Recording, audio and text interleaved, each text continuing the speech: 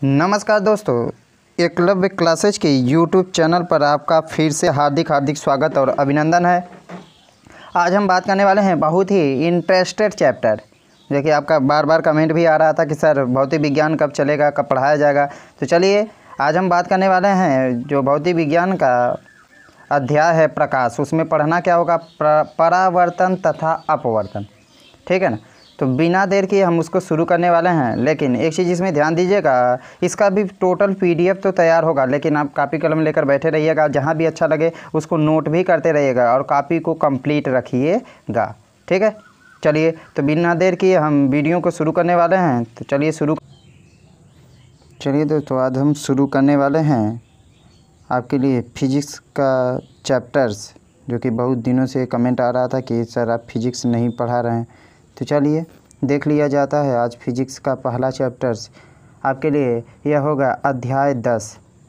अध्याय 10 होगा प्रकाश। अब उसमें पढ़ना क्या होगा, परावर्तन तथा अपवर्तन। अब आज के वीडियो में टोटल बेसिक है, जितना भी चीज़ें हैं आपके लिए थोड़ा सा बेस में है। ठीक है ना। तो इसको थोड़ा सा ध्यान से पढ़िएगा। तो चलिए बिना देर किए स्टार्ट करते हैं। प्रकाश यानी लाइट क्या चीज़ होता है। तो देखिए, अभी तक हम यही जानते हैं कि प्रकाश एक प्रकार की ऊर्जा होती है जो हमारे दृष्टि ज्ञान को जागृत करती है। यही चीज़ हम लोग जानते थे। ठीक है ना। अब देखिए, एक परिभाषा छोटी सी है कि ऐसी ऊर्जा जो किसी वस्तु पर पड़ती है और वह वस्तु हमें दिखाई देती है। ध्यान दीजिएगा कि ऐसी ऊर्जा जो किसी वस्तु पर पड़ेगी और वह वस्तु हमें दिखाई देगी, तो उसे क्या कहा जाता है, प्रकाश कहा जाता है। जैसे टॉर्च जलाते हैं, टॉर्च से जो रोशनी निकलती है जाती है किसी वस्तु पर पड़ती है और वह वस्तु हमें क्या होती है, दिखाई देती है, तो उसे क्या कहा जाएगा, प्रकाश। और उस प्रकार की ऊर्जा प्रकाशी ऊर्जा कहलाती है। अब आगे देख लीजिए, प्रकाश के गुण, प्रॉपर्टी ऑफ लाइट भी कह सकते हैं। तो एक लाइन आपके लिए यही रहेगी कि इसके गुण निम्नलिखित हैं। ठीक है। तो चलिए देख लेते हैं पॉइंट टू पॉइंट। 4-6 पॉइंट आपके लिए रहेगा इस लेवल पर। फिलहाल में याद भी कर लेंगे तो बेहतर रहेगा। थोड़ा सा क्या कहते हैं, जनरल नॉलेज के लिए भी ज़रूरी होता है कि प्रकाश के बारे में आप कितना क्या चीज़ जानते हैं। तो देखिए, फर्स्ट पॉइंट आपका बनता है प्रकाश अदृश्य होती है। अदृश्य मतलब जो दिखाई न दे। ठीक है। तो यानी प्रकाश अदृश्य होती हैं। अब हम कहते हैं कि प्रकाश दिखाई नहीं देती, तो वस्तुएं तो हम देख लेते हैं ना। हम प्रकाश को नहीं देख सकते, उसके रंगों को देख सकते हैं। प्रकाश के जो रंग हैं उसको, रंगों को हम देख सकते हैं। वो पढ़ेंगे हम प्रकाश के वर्ण विक्षेपण में, प्रिज्म में पढ़ लेंगे कि प्रकाश जो कि इंद्रधनुष बनता है, या फिर क्या कहते हैं उसको, प्रिज्म द्वारा 7 रंगों में विभक्त हो जाती है। तो उसके क्रम को हर एक को जानना होगा आपको प्रिज्म वाले चैप्टर्स में। तो चलिए, दूसरा पॉइंट बनता है यह सीधी रेखा में गति करती है। यानी टॉर्च जलाते हैं, देखते हैं सीधी जाती है, ना कि इधर उधर जाती है। ठीक है। उसके बाद तीसरा पॉइंट बनता है इसके लिए किसी माध्यम की, एक चीज़ ये विशेष ध्यान दीजिएगा, किसी माध्यम की आवश्यकता नहीं होती है। ठीक है। माध्यम में ठोस, द्रव, गैस जो भी चीज़ें हैं, किसी चीज़ की आवश्यकता इसके लिए नहीं होती। चौथा पॉइंट है निर्वात में प्रकाश की चाल। तो इस चीज़ को अंडरलाइन कर लीजिएगा कि निर्वात में प्रकाश की चाल जो होती है 3.0 × 10⁸ मीटर प्रति सेकंड होती है।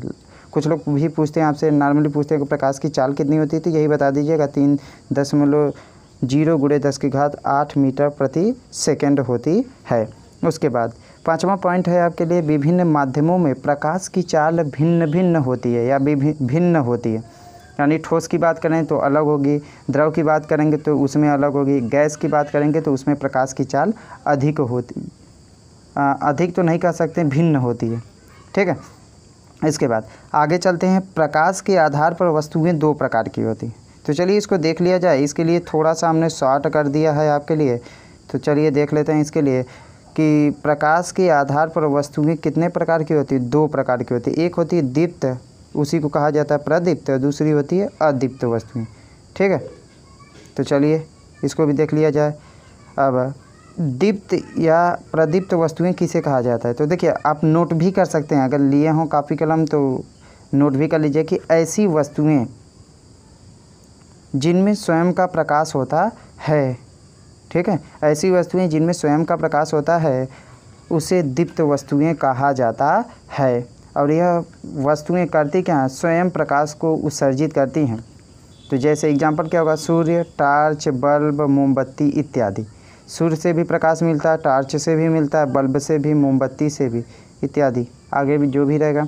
उसके बाद अदीप्त वस्तुएं, यानी ऐसी वस्तुएं जिनमें स्वयं का प्रकाश तो नहीं होता लेकिन ये किसी दूसरे के प्रकाश से प्रकाशित होते हैं। तो परिभाषा होगी, ऐसी वस्तुएं जिनमें स्वयं का प्रकाश नहीं होता परंतु यह दूसरे के प्रकाश से प्रकाशित होती हैं, उसे अदीप्त वस्तुएं कहा जाता है। अब एग्जाम्पल फॉर एग्जाम्पल चंद्रमा, मेज, कुर्सी, श्यामपट इत्यादि। अब चंद्रमा तो अच्छी तरीके से जानते हैं कि यह सूर्य के प्रकाश चमकता है। मेज अंधेरे में रखा रहेगा तो दिखाई नहीं देगा, लेकिन अगर टॉर्च जलाएंगे तो टॉर्च से जो रोशनी जाएगी उससे टकराएगी तो मेज हमें दिखाई देता है। वैसे कुर्सी, श्यामपट सभी, ठीक है। उसके बाद माध्यम की बात करेंगे तो देखिए प्रकाशी माध्यम किसे कहा जाता है, प्रकाशिक माध्यम, ठीक है। तो चलिए प्रकाशिक माध्यम के बारे में जान लिया जाए, प्रकाशिक माध्यम क्या चीज़ होता है। तो आगे चलेंगे, देखिए प्रकाशिक माध्यम, तो प्रकाश जिन माध्यमों से होकर गुजरता है, जो भी माध्यम रहे, ठोस रहे, द्रव रहे, चाहे गैस रहे, तो प्रकाश जिन भी माध्यमों से होकर गुजरता है उसे प्रकाशिक माध्यम कहा जाता है। अब यह माध्यम 3 प्रकार के होते हैं। इसके लिए भी शॉर्ट हमने लिखा है, पर हम बोल दे रहे हैं, आप लिख लीजिएगा, नोट कर लीजिएगा, केवल जानकारी के लिए है, आपके सिलेबस में था नहीं। पहला पॉइंट बनता है पारदर्शक माध्यम। देखिए आप नॉर्मली जानते हो पारदर्शी, अपारदर्शी, अल्प पारदर्शी, वही जानते हैं, बस उसी को ध्यान में रखिएगा। अब पारदर्शक माध्यम किसे कहा जाता है, ऐसा माध्यम जिससे प्रकाश पूर्णतः आर पार निकल जाए, उस माध्यम को पारदर्शक माध्यम कहा जाता है। जैसे वायु रहे, कांच, जल इत्यादि, ठीक है ना, इनसे प्रकाश पूरी तरीके से आर पार चला जाता है, तो उस माध्यम को कहा जाता है पारदर्शक माध्यम। अपारदर्शक, बस उसी में नहीं जोड़ना होगा, यानी जिनसे प्रकाश आर पार नहीं जा सकता, ऐसा माध्यम जिनसे प्रकाश आर पार नहीं जा सकता उसे अपारदर्शक माध्यम कहा जाता है। जैसे फॉर एग्जांपल लकड़ी, ईंट, पत्थर, किताब, पेन इत्यादि, ठीक है।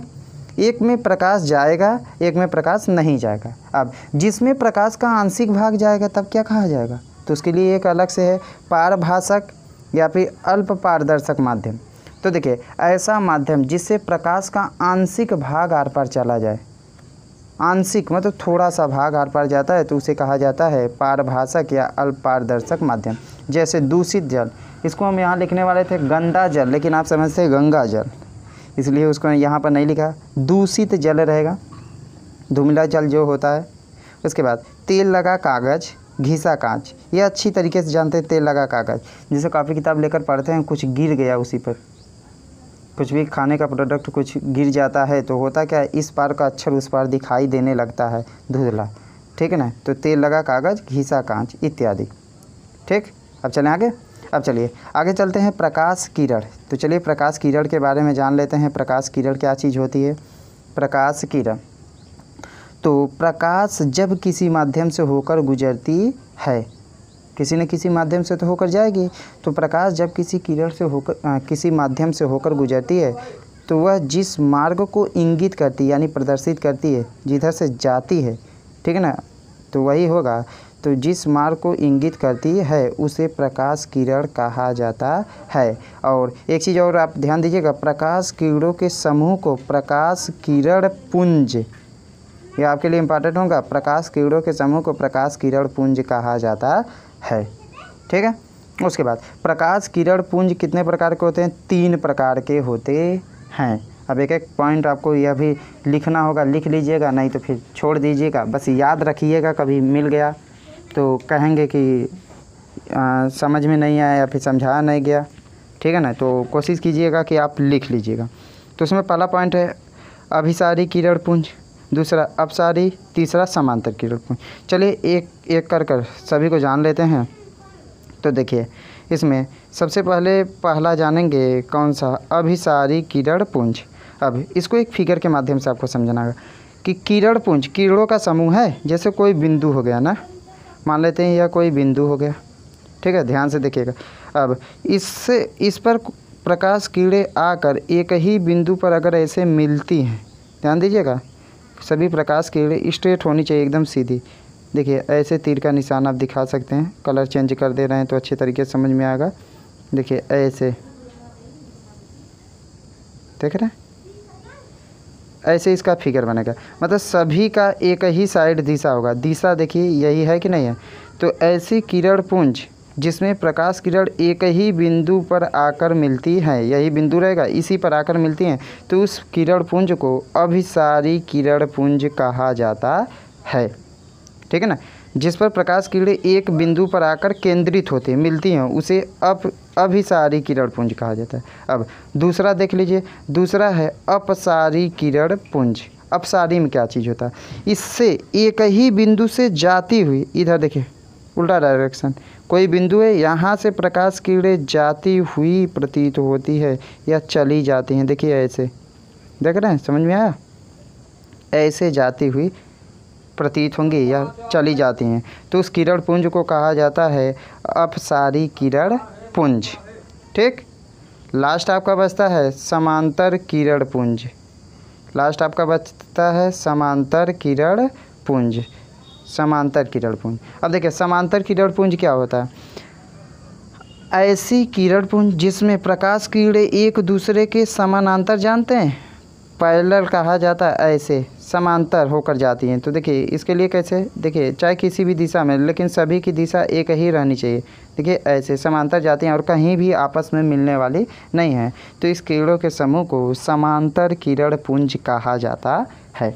ठीक है, इतना था, इतना बेसिक है। उसके बाद जब भी नेक्स्ट वीडियो मिलेंगे हम प्रकाश का परावर्तन जानेंगे, उसमें दर्पण जानेंगे, गोली दर्पण के बारे में आपको जानना होगा।